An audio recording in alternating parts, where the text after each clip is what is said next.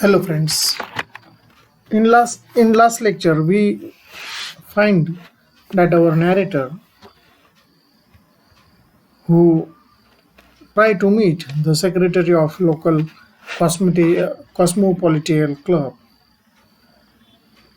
and later he decided to meet the chairman of municipal corporations, and he will be urged to them for buying this road engine.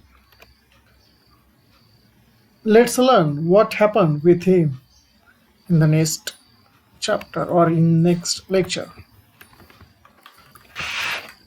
With great trepidations, I went to the municipal office one day. I buttoned up my coat as I entered the chairman's room and mentioned my business. Now, trepidations म्हणजेच अडखळत, in trouble, संकटात गेल्यासारखं तो त्या ठिकाणी जातो आणि चेअरमनच्या रूममध्ये enter करतो. I was prepared to give away the engine at great concession. आणि त्यांनी तयारी केलेली असते की ते इंजिन मोठ्या कन्सेशनमध्ये आपण म्युनिसिपल कॉर्पोरेशनला कॉन्सिलला विकायचं म्हणून.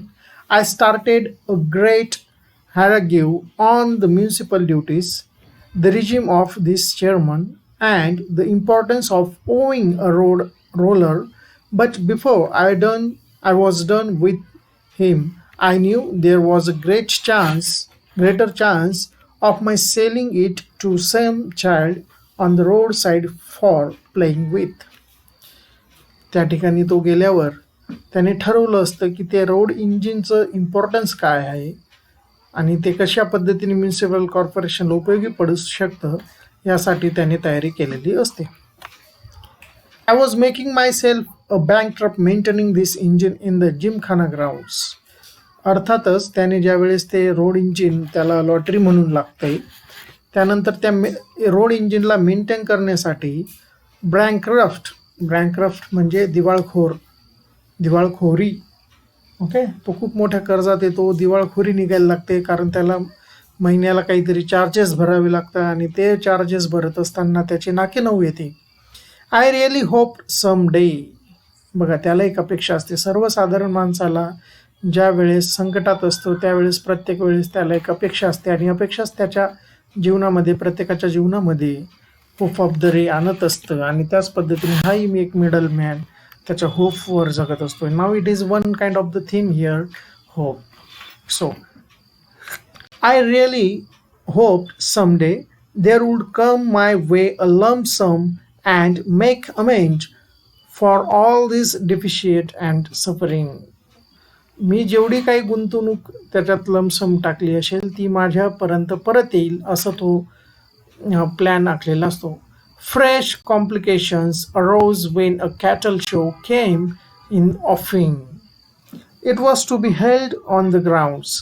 I was given 24 hours for getting the thing out of the ground. बघा, त्याच्या समोर फक्त 24 तासाची मुदत त्याला दिलेली असते आणि सगळीकडनं आता तो घेरला गेलेला असतो. The show was opening in a week. एक नवीन शो त्या ठिकाणी येणार असतो. जिमखाना ग्राउंड हे म्युनिसिपल कॉर्पोरेशनचं असतं, ते भाडे तत्वावर देण्यात येत असतं आणि त्याच मधोमध जिमखाना ग्राउंडवर ते रोड इंजिन उभं असतं. So now they give the notice to him to take away this road engine from the ground within 24 hours. I am going to read. The show was opening in a week and the advance party was arriving and insisted upon having the engine out of the way. I became desperate. निराश होणे. There was not a single person for 50 miles around who knew anything about a road engine. जवळपास त्या 50 किलोमीटरच्या 50 मीलच्या अंतर्गत कोणही असा व्यक्ती नसतो की ते रोड इंजिन चालवू शकतो आणि त्याला बाजूला करू शकतो. I begged and cringed every passing bus driver to help me. त्यावेळेस तो बस ड्रायव्हरकडे मदत मागत असे पण त्याला कोणीही मदत करू शकत नव्हतं. But without use. I even approach the station master to put in a word with the mail engine driver. जे मालवाहू गाडीचा ड्रायव्हर असतो त्याला देखील त्याने convince he meet the station master for convincing him to give a driver. Okay, but he was not able to maintain it or manage it. I am going to read. But the engine driver pointed out that he had his own locomotive to mind and could not think of jumping off at the wayside station for anybody's sake. बघा, तो एक locomotive असतो आणि त्याला फक्त रुळावर चालण्याची सवय असते. त्याच्यामुळे जम्पिंग ऑफ, OFF, ऑफ म्हणजे या ठिकाणी विलग करणे, दूर करणे. At wayside station for anybody sake म्हणजे मदतीला, कोणाच्याही कामाला त्याच्यासाठी तो येऊ शकत नाही. मीन वाईल अर्थात the municipality was pressing me to clear out. I thought it over. I saw the priest. तो एका पुजाऱ्याला जाऊन भेटतो. Of the local temple and manage to gain his sympathy. आणि त्या पुजाऱ्याची मदत घेण्याचं, तो त्या ठिकाणी सिम्पथी मिळवण्याचं तो त्या ठिकाणी काम करतोय. He offer me the service of his temple elephant. तो त्या ठिकाणी त्याच्या मंदिराचा एलिफंट जो असतो त्याची मदत घेण्याचं काम करतो. टू कशासाठी? ते रोड इंजिन त्या ठिकाणाहून ढकलून नेण्यासाठी, वाहून नेण्यासाठी. He also engage 50 coolies to push the engine from behind. अजून तो 50 कुली त्या ठिकाणी मॅनेज करतो ते रोड इंजिनला बांधून. आणि with the help of the elephant he will be draw out the road engine from that gymkhana ground. I am going to read. You may be sure this drain all my resources. Drain म्हणजे वाहून जाणे. या ठिकाणी जे काय त्याचे resources असतात ते सगळे वाहून जात असतात. The coolies wanted 8 annas per head. 8 आणि प्रत्येक कुलीला तो त्या ठिकाणी ठरवलेले असतात. And the temple elephant cost me 7 rupees a day. आणि 7 रुपये त्या त्या एलिफंटचे भाडं म्हणून दिलेलं असतं. And I had to give it 1 feed. आणि जेवणासाठी फीडसुद्धा त्याला एक वेळेस दिलेलं असतं. Now this kind of the picture you can be see here that the road engine is pushed by elephant and with the helping of 50 coolies. 50 कुली त्या ठिकाणी त्याला मदतीला असतात. My plan was to take the engine out of the gymkhana and then down the road to a field. Field म्हणजे या ठिकाणी शेती. Half a furlong off. त्या ग्राउंडच्या जवळच असणारं त्याच्या मित्राच्या शेतामध्ये ते रोड इंजिन सोडणार असतो. The field was own by a friend. त्याच्या मित्राच्या मालकीचं असतं. You will not mind if I kept the engine there for couple of months. जवळपास बरेच महिने त्या ठिकाणी पडलं तरी त्याच्या मित्राची काही हरकत नसते. When I could go to Madras and find a customer for it. आणि त्याच्यानंतर तो मद्रासला जाऊन त्याच्यासाठी कस्टमर शोधणार असतो. I also took into service one Joseph. एक जोसेफ असतो. कोण असतो तो? A dismissed bus driver. Dismiss केलेला बस ड्रायव्हर असतो. who said that although he knew nothing of road roller, he could nevertheless steer one if it was somehow kept in motion. त्याला माहीत नसतं की रोड इंजिन कसं चालवायचं, पण तो फक्त स्टेअरिंगवर बसून त्या ठिकाणी मोशनला म्हणजे त्याच्या गतीला, त्याच्या दिशेला डिसाईड करणार असतो किंवा ठरवून देणार असतो. It was a fine site. बघायला एकदम सुंदर वाटत होतं. The temple elephant yoked to the engine by means of a stout rope with 50 determined men pushing it from behind. 50 कुली आणि तो एक भला मोठा एलिफंट त्या ठिकाणी ते सगळे कामाला लागलेत. And my friend Joseph sitting in the driving seat. A huge crowd stood around and watched it great glee. मोठा जनसमुदाय गर्दी त्या ठिकाणी ते सगळा प्रसंग बघण्यासाठी आलेले असतात. The engine began to move. आता या ठिकाणी जिमखाना ग्राउंडवरनं इंजिन हललेलं आहे. Now the first trouble is going to be end. What was his trouble? काय ट्रबल होता? That his road engine stood on gymkhana ground. It was a first trouble and he move it, आणि आता त्याने त्या ठिकाणी हलवलेलं आहे. पुढे बघूया. It seem to me that greatest movement in my life when it came out of the gymkhana and reached the road, it began to behave in a strange manner. आता रोड इंजिन जिमखाना ग्राउंड सोडून मूळ मुख्य रोडावर आलेला आहे, पण आता त्या ठिकाणी वेगळ्या स्ट्रेंज मॅनरने ते काम करते. काय? Instead of going straight down, सरळ जाण्याऐवजी the road it shown a tendency to wobble and move zigzag पद्धतीने ते सगळं चाललंय. तर elephant drag it one way. हो, एलिफंट एका रस्त्याने एका बाजूला ओढतोय. Joseph turn the wheel for all he was worth without any idea of where he was going. आणि जोसेफला आयडियाच नाही. जोसेफ एक बस ड्रायव्हर होता, सस्पेंडेड बस ड्रायव्हर होता, त्याला त्या ठिकाणी बसवण्यात आलंय, पण त्याला आयडिया नाही की हत्ती कुणीकडे चाललंय आणि हा वळतो कुणीकडे. And 50 men behind it to clung it in every possible manner and push it just where they liked. As a result of all this confused dragging, the engine ran straight into the opposite compound wall and reduced a good length of it to powder. Okay. आणि ज्या ठिकाणी road engine पोचवायचं होतं त्या ठिकाणी न जाता opposite कंपाऊंडलाच जाऊन ते धडकतंय, आणि मोठं दुसरं संकट ह्या ठिकाणी त्याच्यासमोर उभं राहतं. At this the crowd let out joyous yell म्हणजे मोठ्याने किंचाळ्या मारणे, ए असं या अर्थाने. The elephant disliking the behaviour of the crowd, आणि त्या प्राण्याला, मुख्य प्राण्याला, त्या हत्तीला त्याने किंचाळ्या मारलेलं, लोकांनी किंचाळ्या मारलेलं काय आवडत नाही.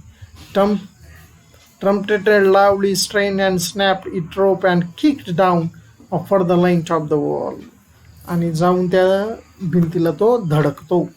The 50 men fled in panic and crowd created a pandemonium. Someone slapped me in the face. It was the owner of the compound wall. आता ज्याच्या कंपाऊंड वॉलला ते मशीन आणि ते रोड इंजिन आणि हत्ती जाऊन धडकले होते त्याचा मालक येतो आणि याच्या कानीशीला जोरात लगावतो. The police came on the scene and marched me off. Police त्या ठिकाणी येतो आणि त्या ठिकाणी मार्च म्हणजे घेऊन जाणे. ओके, मोर्चा दुसरा अर्थ आहे मार्चचा. Okay.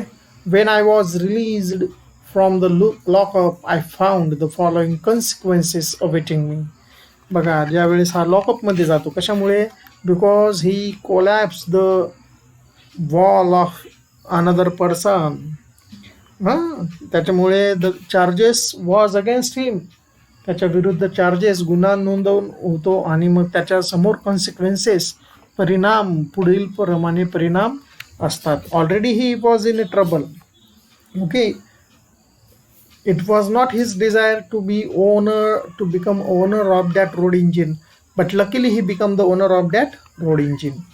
So now he has to manage to move it from the Gymkhana ground. Okay, he managed it, but unfortunately the wall was collapsed by the elephant. Road engine drivers was not able to move it properly. It's run in a zigzag way on the road, but it departed from the Gymkhana ground, but it was not situated at the proper base or proper place or proper destinations where he wanted to move it. Okay, so now after the arresting by police, what happened, what consequences, काय परिणाम त्याच्या समोर ठेवलेले होते ते बघूया. First, several yards of compound wall to be built by me.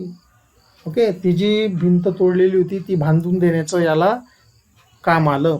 Wedges of 50 men who ran away, they would not explain how they were entitled to the wages. Wage म्हणजे मजुरी. Okay. when they had not done their job, आता त्यांना त्यांची मजुरी परत पाहिजे होती जरी ते पळून गेलेले असले तरी. Joseph fee for steering the engine over the wall, आता त्याची जी जोसेफची फी होती ती सुद्धा त्याला द्यायची होती. काम झालं का? नाही झाले. Cost of medicine for treating the knees of the temple elephant which had received some injuries while kicking down the wall. आता ह्या एलिफंटने त्या भिंतीला किक केल्यावर त्याच्या नीला गुडघ्याला जखम झाली आणि त्याचा देखील इंजुरीचा मेडिसिनचा खर्च आता आपल्या नॅरेटरला भरावा लागणार आहे. Here again the temple authorities will not listen when I pointed out that I didn't engage an elephant to break wall. मी काय त्या एलिफंटला भिंत तोडण्यासाठी अपॉइंट केलं नव्हतं असं त्या नॅरेटरचं आर्ग्युमेंट असतं. But temple authority could not listen to him. Okay, last consequences was fifth, last but not the least, demand to move the engine out of its present station. आणि आता परत एक नवीन समस्या उभी राहिली होती की हे वॉल कंपाऊंडमध्ये ते धडक दिली, त्या ठिकाणी रोड इंजिन आता मूव्ह झाले, त्या ठिकाणी ते थांबलंय, जोसेफ पळून गेलाय, 50 कुलीस पळून गेले, एलिफंट इंज्युअर झालाय लॉकअपमध्ये. आणि आता परत एक नवीन चॅलेंज आहे to move this road engine from the broken wall compound. One another trouble in front of our narrator. Sirs, I was a poor man. I really could not find any means of paying these bills. When I went home, my wife asked, "What is this I hear about you everywhere?" I took the opportunity to explain my difficulties. She took it as a hint that I was again asking for her jewels, and she lost her temper and cried that she would write to her father to come and take her away. बघा, नाव तो अर्ज करतो, अर्ज म्हणजे विनंती करणे. ही अर्ज and portrait he situation, त्याचं सगळे स्थिती सांगतो.